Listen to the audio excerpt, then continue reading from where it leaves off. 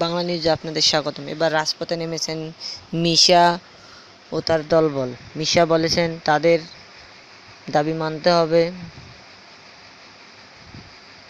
তাদের বয়কট থেকে তুলে নেওয়া হোক। তারা সব বাধা অপেক্ষা করে এবার রাজপথে নেমেছে। মিশা বলেছেন আমাদের দাবি না মানলে আমরা রাজপথে সমাবেশ করেই যাব, ধর্মঘট করে যাব। কোনো ছবি শুটিং চলবে না, কোনো ছবি, নতুন ছবির কোনো নাম নির্ধারিত কোনো কিছু চলবে না। এইসব বললে মিশা আরও বললেন যে আমাদের দাবি না মানলে আমরা চলচ্চিত্র বেরো কোনো ছবি পরিচালিত হইতে দেব না। যৌথ প্রযোজনা ছবি থেকে শুরু করে কোনো বাংলা ছবিও আমরা পরিচালিত হইতে দেব না।